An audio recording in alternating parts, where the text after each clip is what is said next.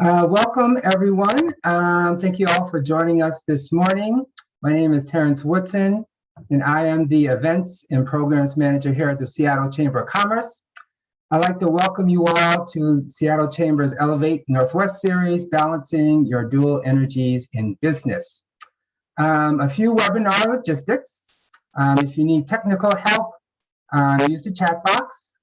If you have any questions for Lindsay, use the question and answer box, and she will be answering those questions throughout her presentation. We are using live closed captioning for today's event.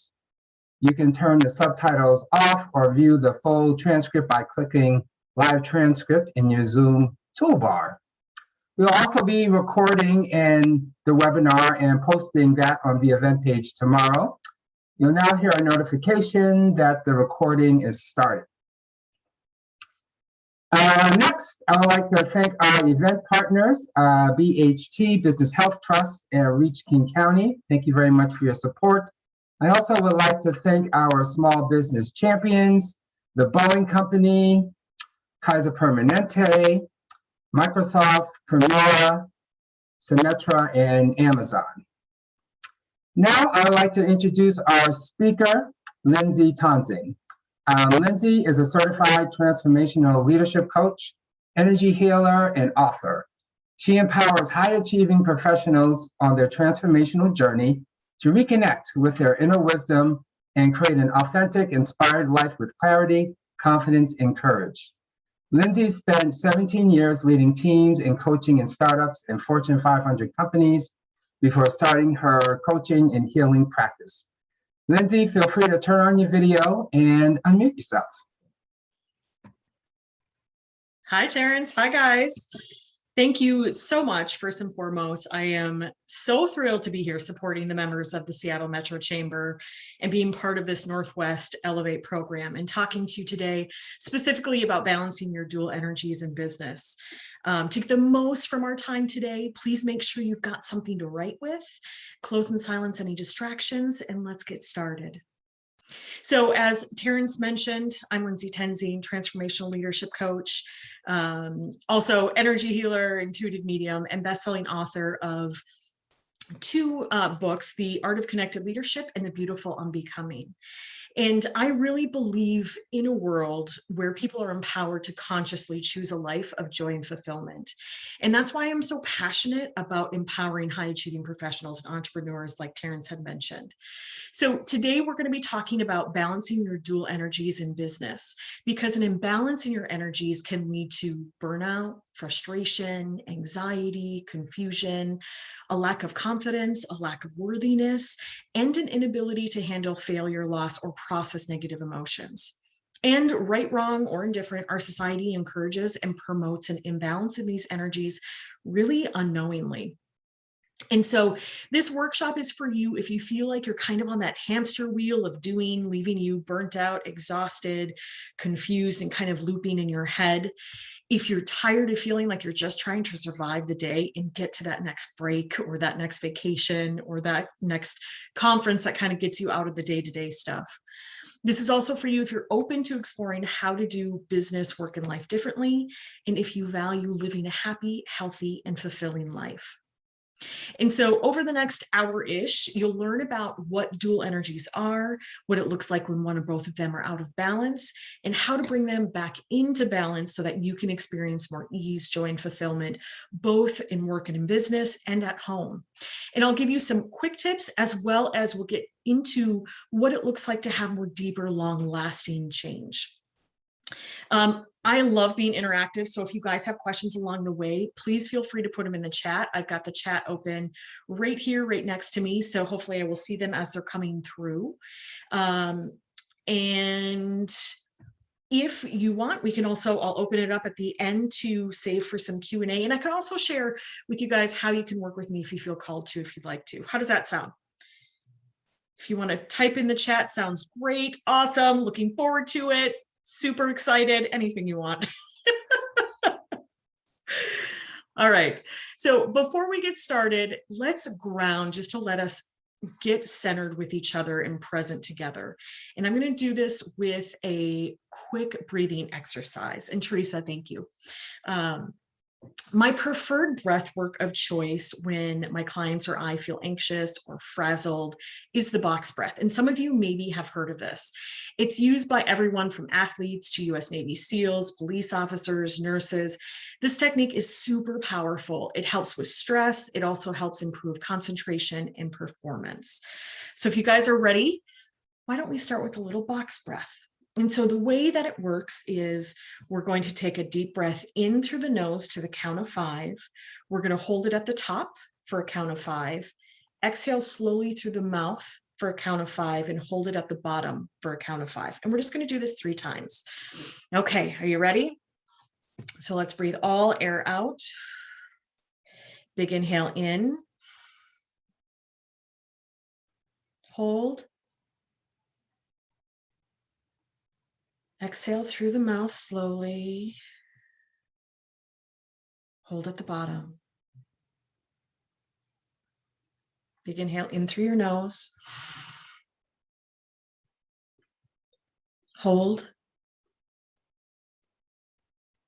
Exhale out slowly. Hold at the bottom. And just one more. Big inhale in through the nose. Hold. Exhale. And hold. Beautiful. And now just let your breath go back to its natural rhythm. And you may have felt a couple different sensations with this box breath. Some people may feel just a calming sensation coming over them.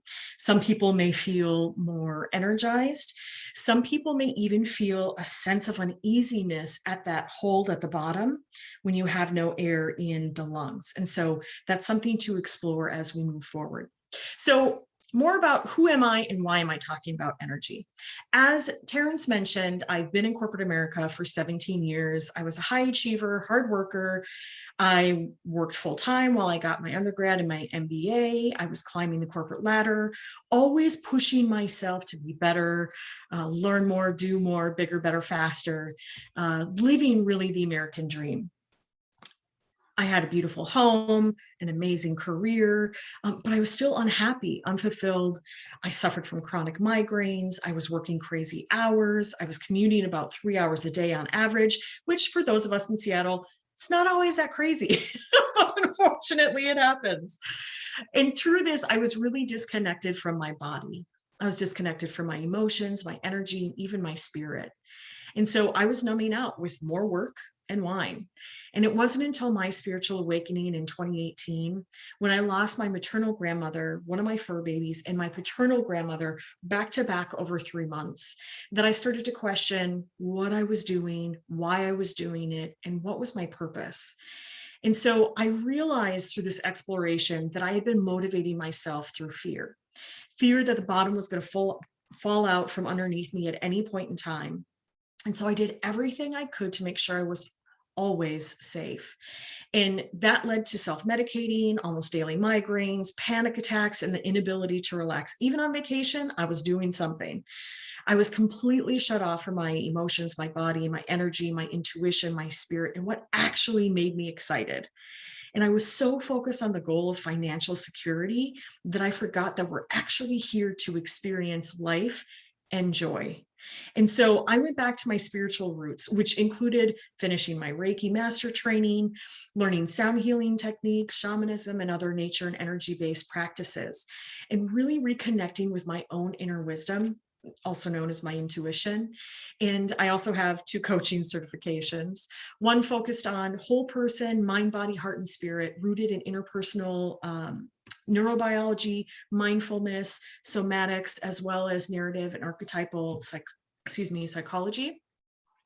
The second is deep transformational coaching, which is specific to helping people through spiritual awakening. that's also grounded in practical psychology, spiritual wisdom, consciousness studies. And because I'm still a high achiever at heart and a lifelong learner that I will always be, I'm currently working on my Coach Mastery certification, which is trauma informed, that dives even deeper into the work that I've already done to powerfully transform blocks and limiting beliefs through somatic work, emotional, mental, behavioral, and unconscious tools and practices. And it's through all of this education, training, experimentation, exploration that I learned about energy systems, energy imbalances, and how to bring them back into balance. And so that's what guided me towards the work I do now, which, as Terrence mentioned, is empowering high achieving professionals and entrepreneurs to reconnect with their inner wisdom, their inner peace, and create their unique, authentic, and inspired life with more clarity, confidence, and courage. So what are dual energies? The whole purpose of why we're here today. First, let me start with the basics. We're all made of energy. The computer, the desk, the wall, we're all just different energy waves moving at different frequencies that create different energies and patterns. And I won't go too quantum on you, so I'll bring it back to my 9th grade physical science teacher, Mr. Randy Bowen.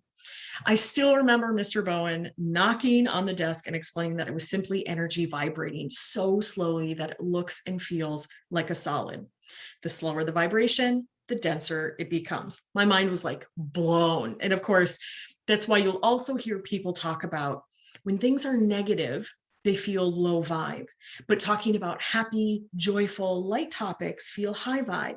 And people were the same way, and that we're all vibrating energy.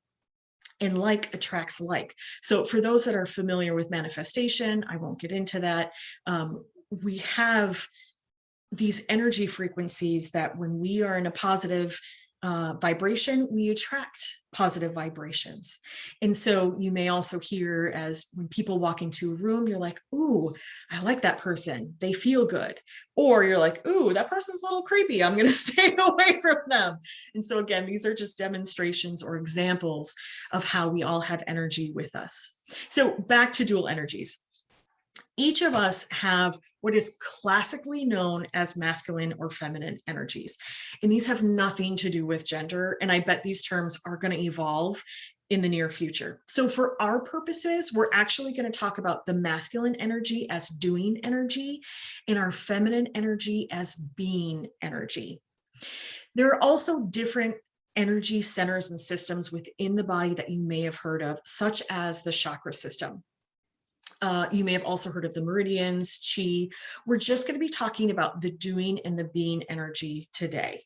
And so doing energy is logical, it's analytical, it's productive. It's the side of you that wants to compete, to problem solve, to push forward, to strive for that bigger, better, faster, more. It's also the side of us that rationalizes what's happening and puts together kind of the pros and cons list and puts together that puzzle piece. It's the part of you that wants to crunch the numbers, do the research, and make data-driven decisions. The doing energy is very organized, it's strategic, and it's considered giving because it's an output of our energy. It's also associated with fire, and you may have also heard the term yang. It's also considered yang energy. And so having too much doing energy can, of course, lead to burnout, but it can also lead to anger, frustration, confusion. You may become a workaholic. You may find yourself sabotaging your work so you have another obstacle to overcome. You may cause issues in otherwise healthy relationships so that you have another problem to solve. And most of our decision making is based in logic and data analysis, especially in the current business environment. You may be uncomfortable expressing or dealing with emotions if there's an imbalance, and it can also make you feel very anxious when things are going too smoothly, just waiting for that other shoe to drop, as they say. Can anyone resonate with this? You can even just put a yes or totally me or whatever it may be in the chat.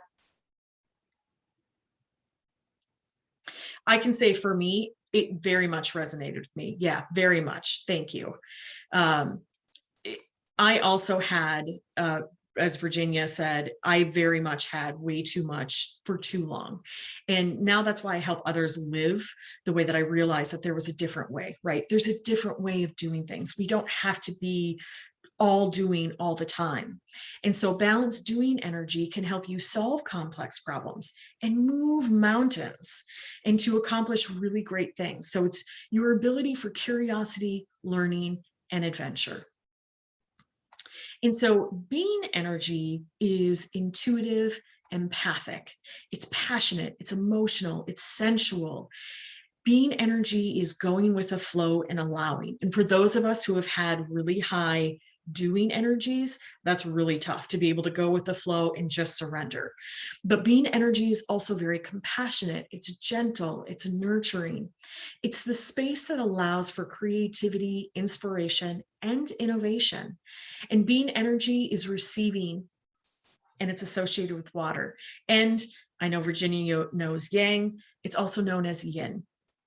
And so having too much being energy can cause you to be an emotional mess, and you can end up really living your life for other people. That then leads to bitterness, feelings of being taken for granted. And with an imbalance, you tend to be an extreme empath, taking on or drowning in other people's emotions. And so your need for solitude to manage your emotions can lead to a loss of friends and a growing feeling of abandonment, just because you need that separation when you have a being energy imbalance. And having too much being energy can also cause you to sacrifice your needs for the needs of others, simply to make them feel loved, supported, and accepted, but also to make yourself feel loved, supported, and accepted. This can also lead to an assumption of making up stories in your head about a person or a situation because you don't want to rock the boat by asking for clarification. So if somebody makes a comment to you in your head, you could be like, they're upset with me, they aren't happy with my performance, they don't like my leadership style. But because we don't want to ask for the clarification, it can put us into tough situations. Does anyone resonate with any of these symptoms of having their being energy off balance? And as Terrence mentioned, if anybody has questions along the way, please feel free to type them in the chat. Awesome. Thank you, Terrence. Thank you, Bridget. Yeah, balanced being energy can be a really powerful thing. It can help you connect with people on an emotional level and understand what they need and create a safe space to support them. And that's something we so need in today's world, both in business and at home. Balanced being energy allows you to connect with your emotions, your intuition, your creativity, and your sensuality, which helps you to live an authentic life. So let's talk about the imbalance a little bit. Our Western society values logic, data, producing over intuition, over emotions, and over creativity. And so it favors and encourages us to be more in our doing energy versus our being energy. And most of us have been conditioned and programmed to be in our doing energy. So creating an unhealthy balance, that has left many feeling burnt out, unfulfilled, and literally just trying to survive the day. And we see this especially in business as technology increases, as we're trying to be more customer centric, as we are trying to be more employee centric. We move to a very data driven way that separates our doing energy from our being energy. And there's a lot we can learn when we take the time to balance both sides. So creating balance can bring you more wholeness. It can create more emotional harmony. It can create more mental clarity, which I think is really big for people in leadership, entrepreneurs, people who are trying to get their businesses off the ground. Mental clarity is one of the most important tools that we can have in our toolkit. And so it helps us, being in balance also helps us create the space to access your inner wisdom and allows you to be more present in your relationships and in your work and with yourself. What is your body telling you? And so having balanced energies makes you more resilient to the inevitable bumps on the road, right? We know that things are going to happen. It doesn't necessarily mean it's catastrophic, but we know that there's always going to be bumps in the road. And so having balanced energy helps us navigate those more easily. It helps us make decisions easier, and it just helps navigating life more smoothly. And who doesn't want more of that, right? And sometimes we're so deep into the imbalance that we just need some quick balancing and relief.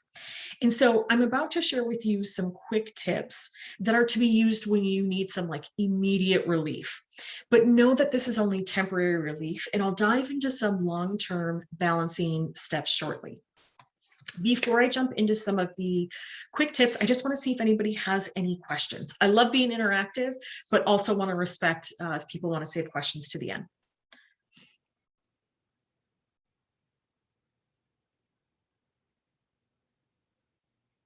Okay, I am going to keep going then. So let's talk about quick tip number one, which is all about getting grounded. Sometimes people feel like getting grounded is a very esoteric thought or belief, but it's really not. Going outside and sitting by a tree, even if the outdoors aren't friendly right now, for some reason, either it's too hot or it's raining, or you don't have nature right around you, which we're in the Pacific Northwest, so most of us do.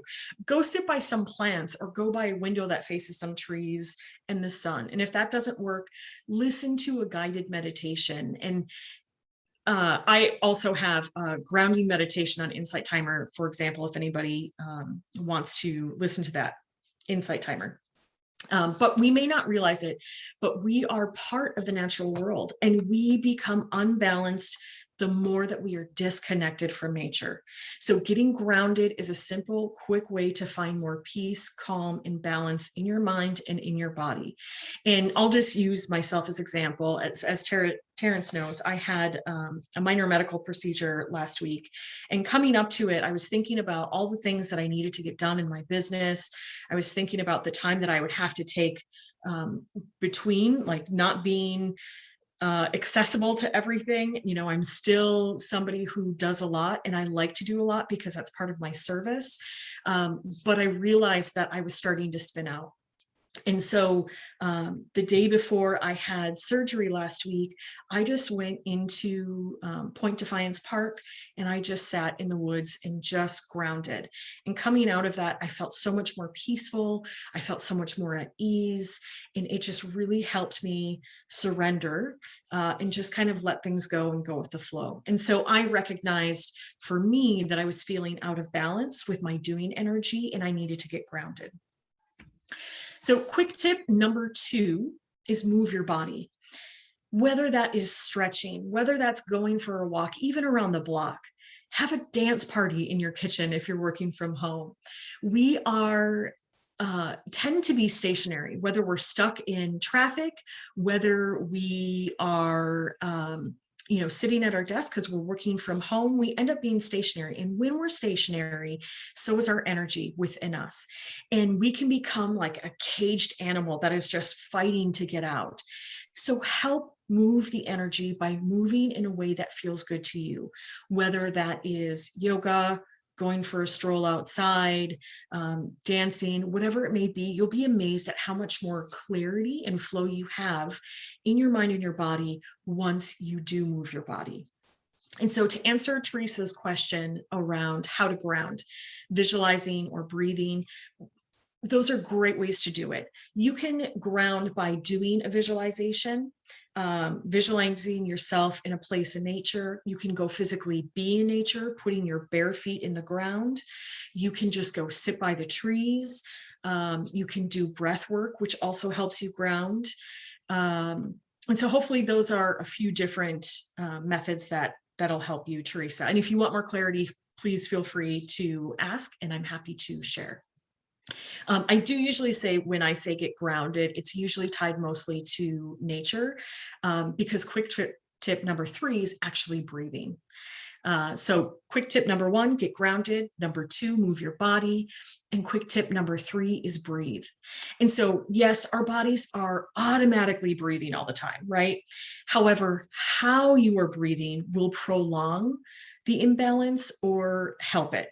So according to the Mayo Clinic, there's sufficient evidence that intentional deep breathing can actually calm and regulate the autonomic nervous system. I don't know why I have such a hard time to say autonomic nervous system, but I do. Anyway, so we started today with a box breath to ground together, right? And so also speaking of Insight Timer and the meditations I have on there, I do have a box breath guided meditation on Insight Timer for those that want to check it out. There are many different types of breath work out there to help with stress, anxiety, releasing stuck energy in the body, and more.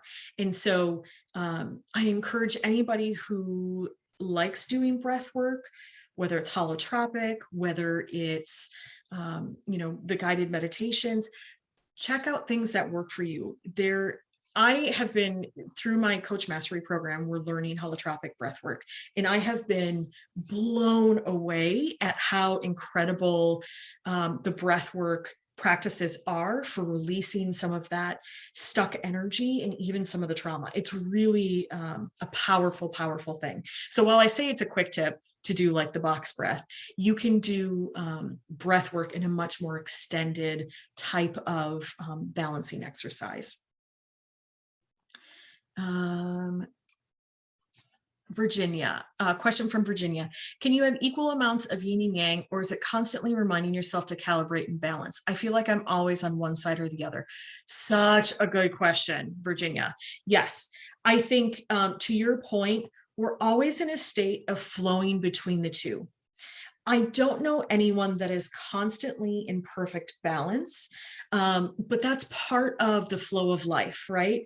Things tend to balance out. We have good days, we have bad days, we have high energy, we have low energy. And that's part, I think, our practice in life is to continue to observe, bring awareness to, and bring things back into balance. And there's so much that we learn through that process. And Virginia and I don't know each other, but I really feel like she's setting me up for this next part, which is beautiful. Thank you, Virginia. The quick tips that I shared help us in the moment, but if we want that lasting balance, we need to go deeper. And so these next 4 steps I'm going to talk about help us balance more long-term. And so I work with my clients by doing the inner work first, so that we can take the outer steps from a whole resource place, so that we don't replace one imbalanced behavior, feeling, thought, or sensation with another. And so these are practices, meaning it takes practice over time to have them become part of your being. And so the more we practice, the more we're going to feel more in balance more often, versus kind of going between the being or the doing, or the yin and the yang. And so step 1 for longer term balance is bringing your awareness to the imbalance, right? So our emotions, our behaviors, our bodies, our thoughts are giving us feedback all day, every day, about what's in alignment or what's out of alignment with our highest and greatest good. And so this may sound silly, right? But being aware of how you feel and why is such an important first step. Most people try to stuff or numb the bad feelings, but the thing is, you don't get to choose which you feel and which you don't. Meaning, if you stuff or numb some of the bad stuff, you end up stuffing or numbing all, which includes all the good stuff. So when you start to feel something that you don't want to, bring your awareness to it by simply asking, what am I feeling, and naming it. And most of us don't even take that step of, what am I feeling? Oh, I'm feeling anxious, and naming it, right? And so at first, these things are happening unconsciously, really at the subconscious level. And so you may notice while you're in the thick of it, or after the situation takes place, you're like, ooh, I was really feeling anxious. And over time with practice, you're going to be able to be conscious to these feelings even before it happens. And so as you have a big meeting coming up, you have a partnership conversation coming up, you have an investor meeting coming up, you may proactively go, I can start to feel the anxious energy coming up. What's going on? And start getting curious about it. So the other thing I want to talk about real quick is that we have the ego, or the lizard brain, that was designed to keep us safe, right? Back in the day, it was designed to keep us safe from the saber-toothed tiger. And so this part of us learned to keep us safe by doing the same thing that we did yesterday, because we survived yesterday. Only today, the saber-toothed tiger is our partner, it's our employees, it's our board members, it's the high visibility project, it's the peer that we're constantly butting head with. But since most of this happens on the subconscious level, we don't realize that we're doing it until it's too late. And so in order to make that lasting change, we first need to bring light to what has been lurking in the shadows of our mind. And once we bring it to light, then we can go on to step 2, which is getting curious about it. And if it feels like this is a lot of work to first bring awareness to it, and I'm just getting to step 2, getting curious about it, it does take work. In order to make change, right, wrong, or indifferent, it requires us to do things differently than the way we've always done them before. I can't remember who said the quote, maybe it was Einstein, if we want a different outcome, we need to do things differently. We need to do things with a different mind than the mind that created the situation in the first place. And I know I have that quote totally wrong. You guys get the point. We have to do things differently. And so step 2 of getting curious is, when you notice, get curious about it instead of judging it. Because once we judge the feeling, we're stuck with the situation. So whether that's judging the feeling, the sensation, the thought, or the behavior, or trying to numb it out or stuff it down, explore what it's trying to tell you. What is the deeper desire? How is it trying to serve you? And let me illustrate this with one of my clients. So I had a client, and we still work ad hoc at this point, but I had a client that was a sales leader in a Fortune 500 company who was also trying to launch her own business, supporting women's career growth within the food and beverage industry. She was brilliant. She was super motivated, and she was mission driven. And so in a short time, she had launched a member site, had local networking events going, had training, career coaching set up. She had a lot going on. And she knew that she was starting to make a difference, but she was out of hours in the day. And she wasn't bringing in enough money to leave her full-time job, nor to hire someone else to support her. And so she started to spiral into this self-doubt, right? She was in this imposter system. Can I do this? Am I the person to do this? And she even started to consider looking for different jobs that would pay her more so she could invest into her business. And so in working with her, she was able to identify that she had attached her worthiness to her blood, sweat, and tears to make a huge impact in the world. And if she couldn't disrupt the industry with her own blood, sweat, and tears, she felt like she was a failure. And if she was a failure, she'd end up broke and on the streets. And if she lived on the streets, then it was only a matter of time before she died, right? This is where our beautiful, complex, yet sometimes very simple minds can take us on a really, really scary journey. So remember, lizard brain likes to catastrophize. And so the deeper desire for her, for this client, really was worthiness. And our work together was she worthy of what she was charging? And was she worthy of charging more for her services so that she didn't have to put in more time, but less time, and eventually be able to live her corporate gig so she could be a full-time CEO?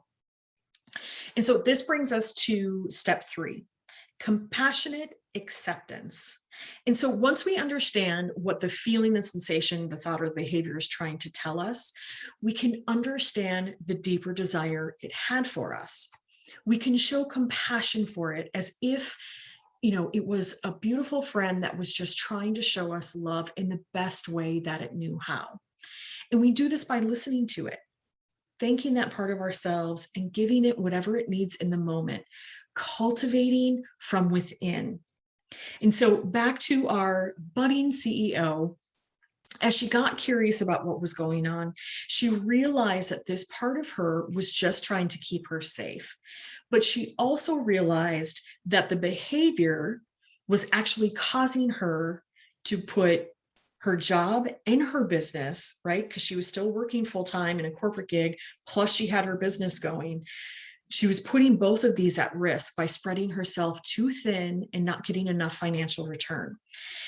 And then she was also not showing up fully for others and herself anywhere because she was spread way too thin. And so this behavior was actually creating the very thing that it was trying to protect her from. And so that's because our thoughts ignite our feelings, which impact our actions or reactions, which create the reality in which we live. So if our focus is, I'm going to fail as an entrepreneur, or I don't know that I can succeed as an entrepreneur, what do you think the ripple effect of this thought is? It's going to create the very behaviors that prove our thought.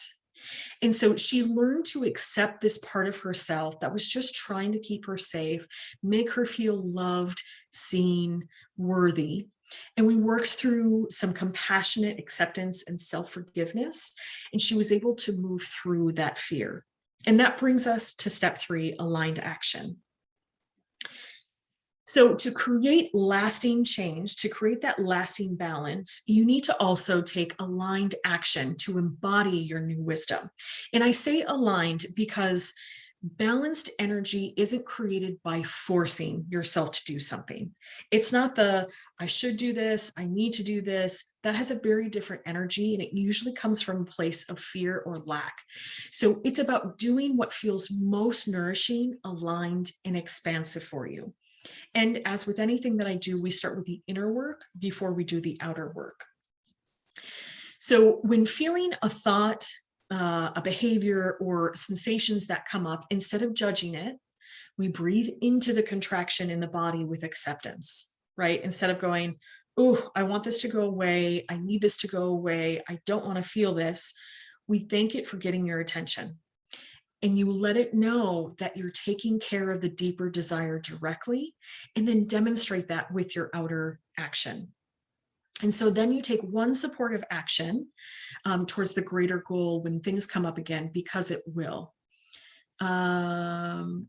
Great, Terrence. So what are your thoughts of managing your emotions while managing a busy workday? That is an excellent question. And my response to that is, make sure you take the extra time for yourself. Make sure you add breaks in where you need, and make sure you prioritize. Meaning, if there are things that don't actually need to happen today, move them. Take care of yourself first, because it's when you fill your cup that you're able to overflow and help other people more fully. But it's when we're constantly, I always use the water cup, and I'm sure many of you have heard this before too. Not that you can see my water cup, but I'll use this as an example. We hopefully are starting the day with a full cup. And then when we go to work, or we go to business, or we work with our family, we're trying to grow a business, we're trying to build relationships.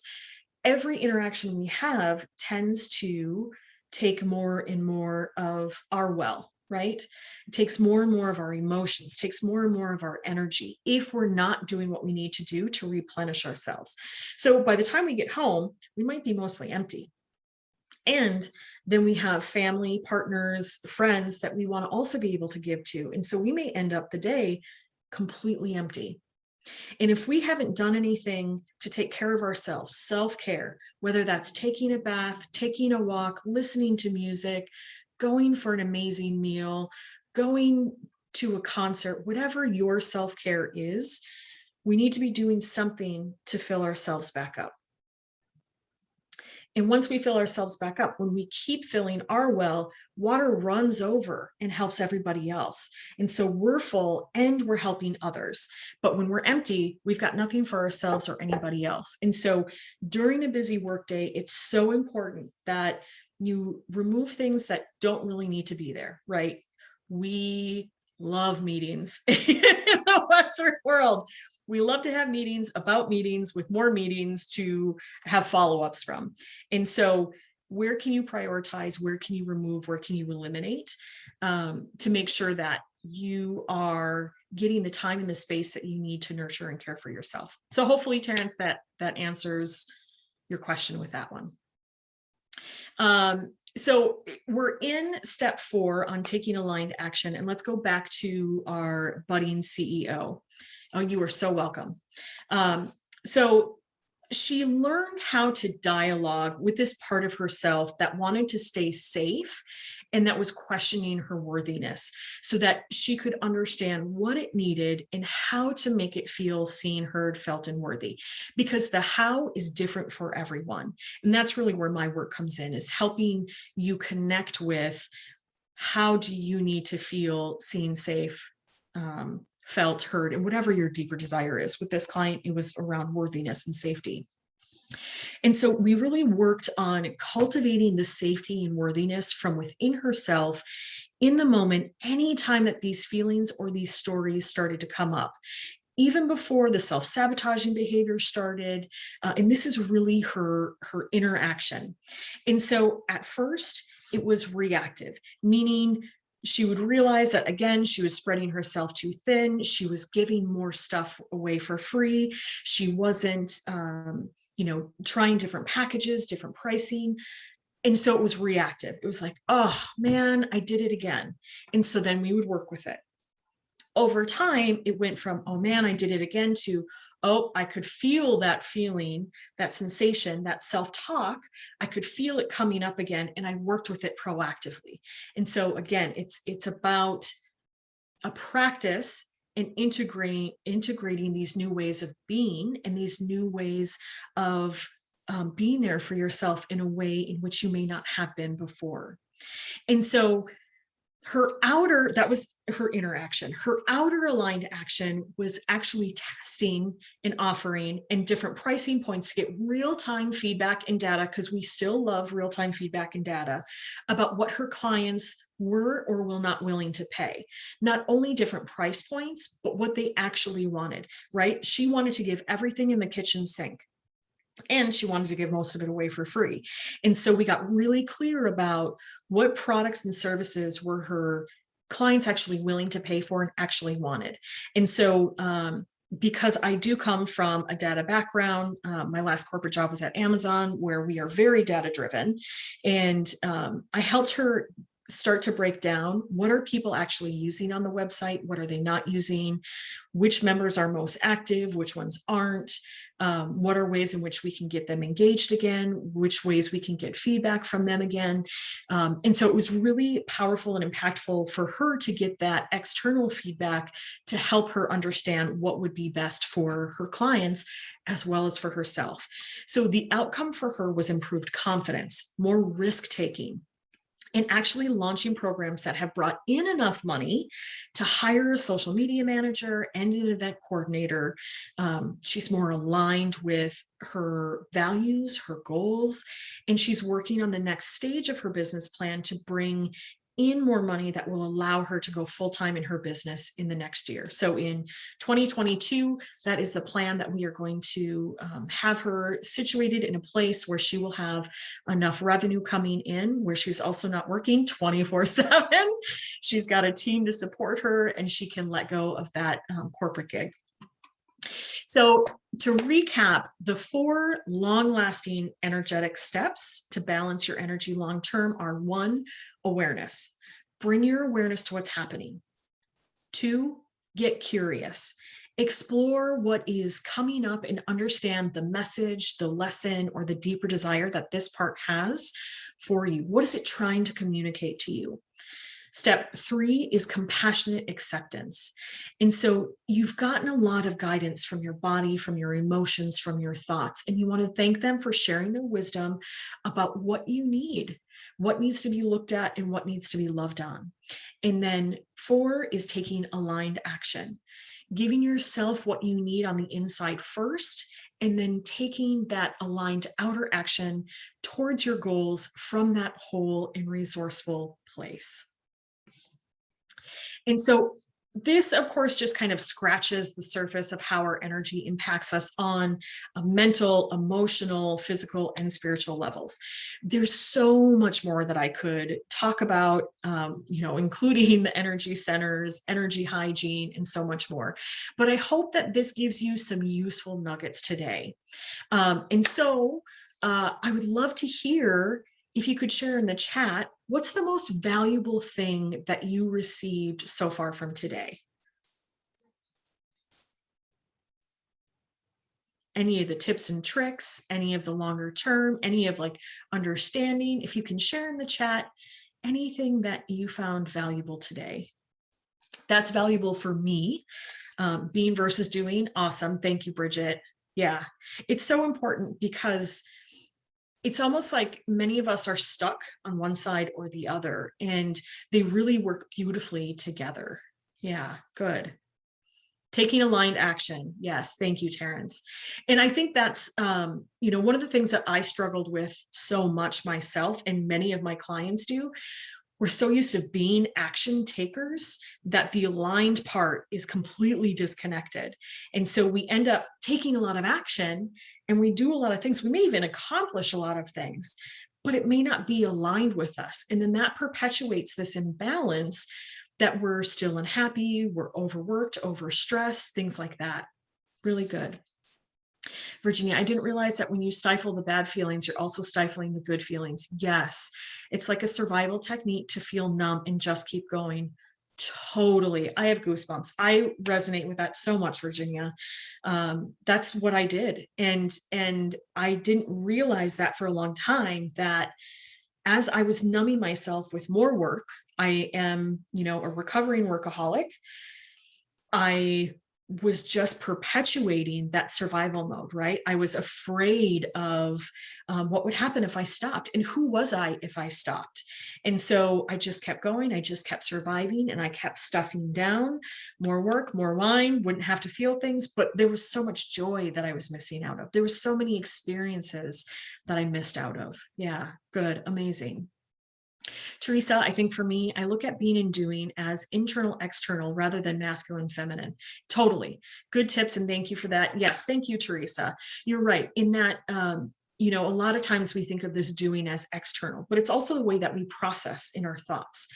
And, even what we do for ourselves or not do for ourselves. And so it's, again, a really powerful balance between the being and the doing when you bring them together and within alignment. Yeah, awesome. Good. Thank you. Thank you guys so much for this feedback. It really helps me as I continue to speak and teach on these things, as I continue to coach people. Having and hearing what is most impactful for you guys is helpful for me as I continue to evolve my work. So thank you. Terrence, is there time for me just to share where to find me and all that good stuff? Definitely. Awesome. So hopefully you guys can see my name on the screen. My website is lindsaytenzing.com. Pretty simple. You can find more about my offerings, and I'll share a little bit now. You can also get a free e-copy of my latest book, The Beautiful Unbecoming, which is the ultimate guide to life after spiritual awakening. I will say this is not a fluff book where you read it and you're like, oh, I feel better. This is a workbook.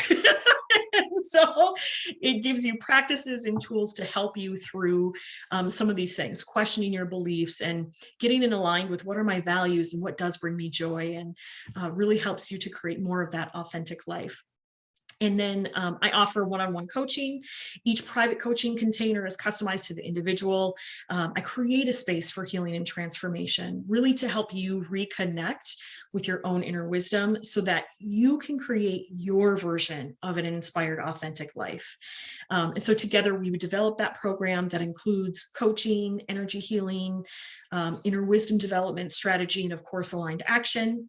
And I really focus, like I've shared even through today, I focus on the inner work so that you're taking outer action, taking aligned action from a foundation of wholeness and resourcefulness. And I think we're all here in the Seattle-Tacoma area. I'm down in Bonnie Lake, and I also offer in-person energy sessions for anybody who wants to come down to Bonnie Lake. And then lastly, as a special offer for those who are watching, the first 3 people to email me at lindsaytenzingcoaching@gmail.com will get a signed copy of my best-selling book, The Beautiful Unbecoming, and a free 90-minute clarity session dedicated to gaining clarity in what your version of an authentic, inspired life looks like. And with that, I hand it back over to Terrence or open it up for additional questions. Anybody else have any questions for Lindsay?